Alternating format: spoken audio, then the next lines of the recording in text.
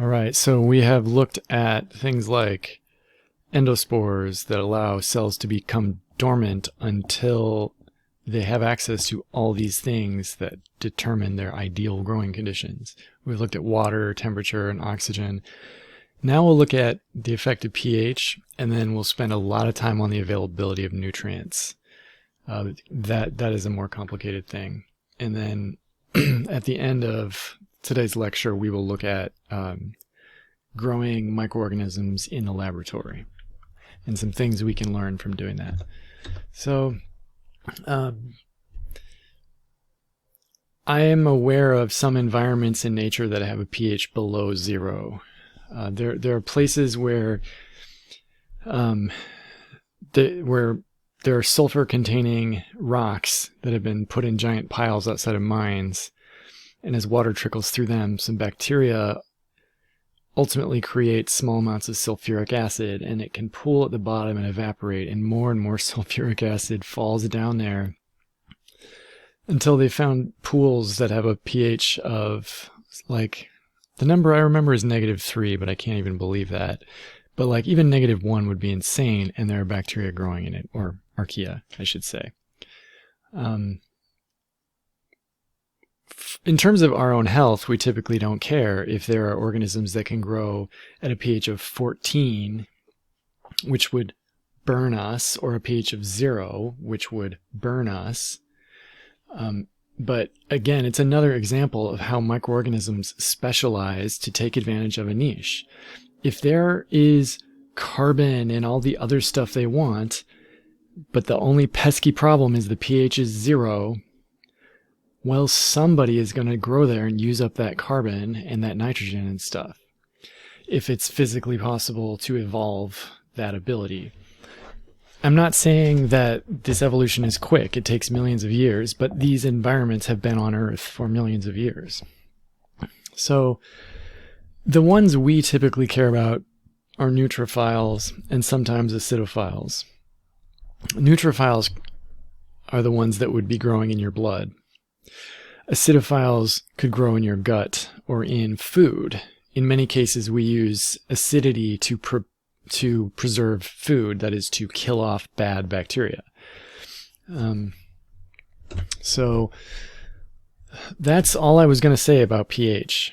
For now, just remember neutrophiles and acidophiles are the only ones that typically have a big impact on human health. Acidophiles are typically beneficial to us. Neutrophiles, well, most pathogens would be neutrophiles.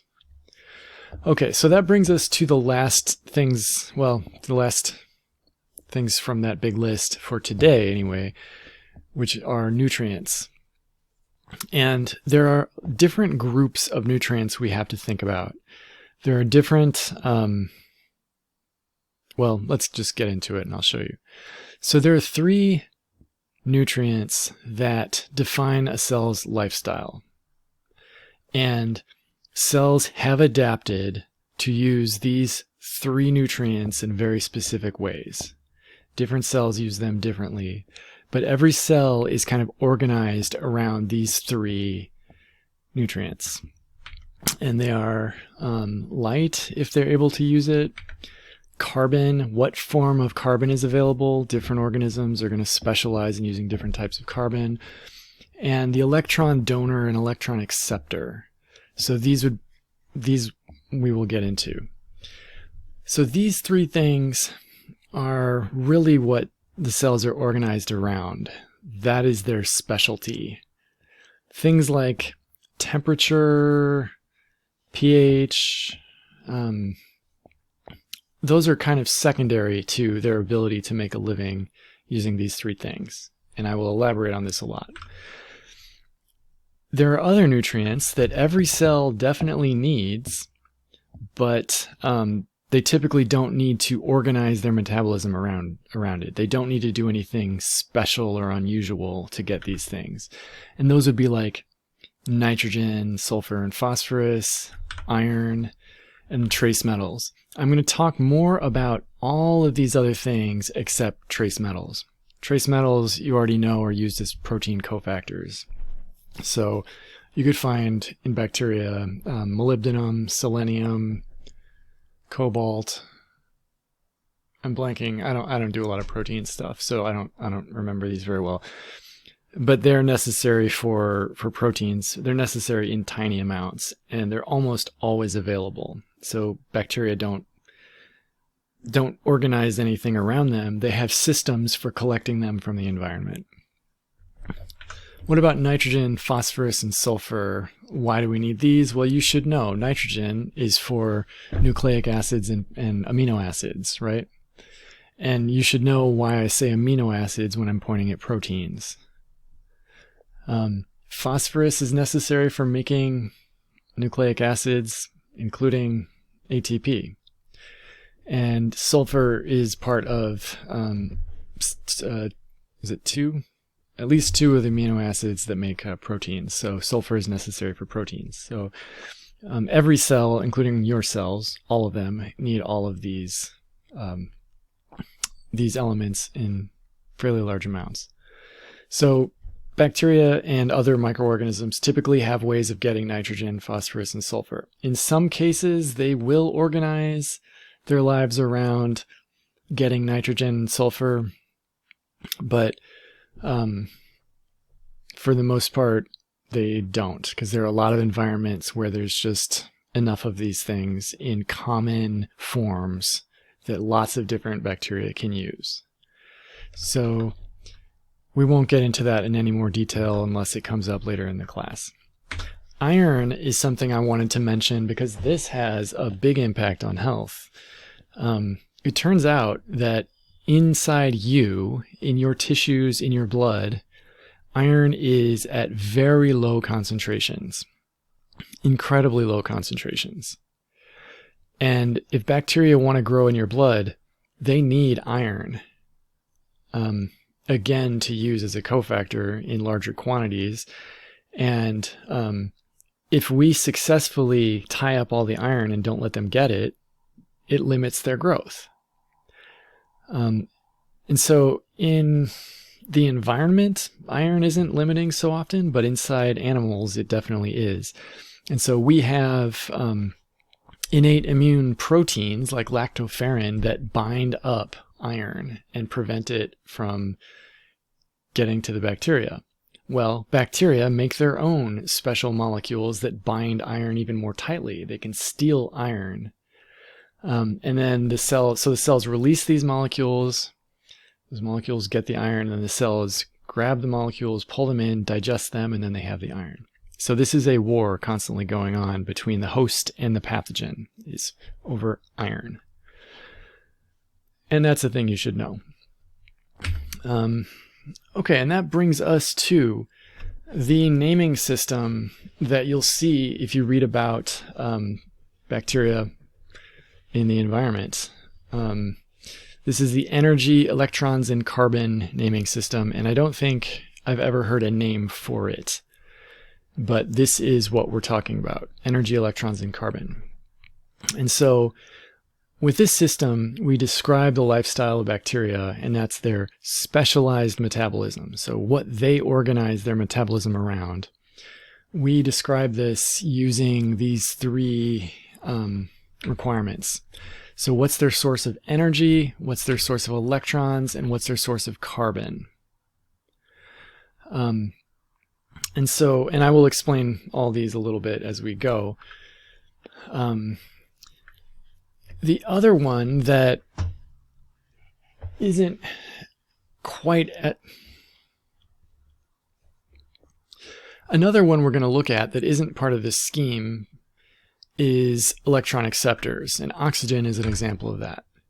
And we're going to cover this mostly in lecture 4. So in the next lecture is when we're going to get into electron acceptors. But the naming system we're getting into here is just energy, electrons, and carbon, not electron acceptors. So the source of electrons, the electron donor, is not the electron acceptor. This will make more sense after lecture 4. So let's get into it. What do we mean by energy? We broadly separate organisms into the ones that use light versus the one that use chemicals. And so we The word for light is photo, chemicals it's chemo. So we start the word that we use to name them with this, with energy. Then we look at their source of electrons.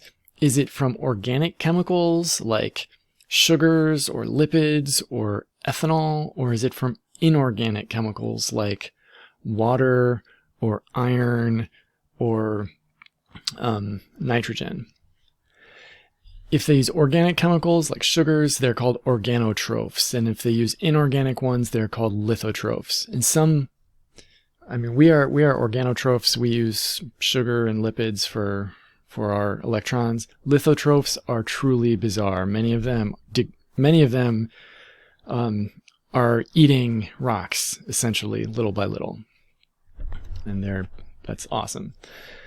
The last one is carbon. What is their source of carbon? Is it organic or inorganic? And inorganic, this is where different people define these differently, but we would consider carbon dioxide to be inorganic carbon. And that's because most organisms can't metabolize carbon dioxide. They can't break it down. They can't get carbon out of carbon dioxide. So we don't really consider that an organic molecule. So if they use organic molecules like sugars, proteins, lipids, then we call them heterotrophs. So if they get their carbon from sugars, proteins, lipids, ethanol, other organic molecules, we call them heterotrophs. If they get them from carbon dioxide or formic acid, mostly just think of carbon dioxide, then we call them autotrophs. Right. And they have to be very specialized to get carbon from carbon dioxide. We cannot do that, right? Plants do that. Cyanobacteria do that. So heterotrophs use organic carbon and autotrophs use inorganic carbon. What do these words mean? What do these mean? Why autotroph? Why heterotroph? Hetero means, I think, outside or beside or different. And auto means same. And the idea was when this was discovered, people really didn't understand where the carbon was coming from. They had no idea. And so they thought it was just like made in the cells or something. So they said autotrophs, whereas the heterotrophs had obvious sources of carbon. So how do we use these partial words? How do we use, if we go back, photo, chemo, organo, litho, hetero, auto, how do we use them? Well, we combine them as necessary. And we use them like this. We could imagine a cell that uses light for its energy. It gets its electrons from inorganic molecules, and it gets its carbon from organic molecules. These do exist. We'd call that a photolithoheterotroph. That's a noun. Photolithoheterotroph is a noun. This is an adjective, photolithoheterotrophic cells. That makes it an adjective. And they live by photolithoheterotrophy, which is the name of that lifestyle. We are chemoorganoheterotrophs. We lead a chemoorganoheterotrophic lifestyle. That is, we pursue chemoorganoheterotrophy. You'll also see, very commonly, people only using part of these words because they're only talking about one aspect of this lifestyle. So phototrophy or phototroph is how you describe all organisms that use light. Lithotrophs, that's how you describe all organisms that use inorganic sources of electrons. Autotrophs use carbon dioxide. Chemoheterotrophs get their energy from chemical reactions and their carbon from organic molecules. So again, we just kind of chop these words up and use them as necessary.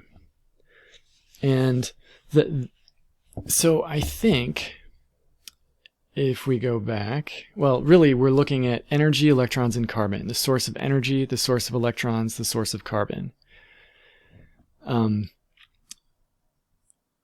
What does it mean to say source of electrons without source of energy.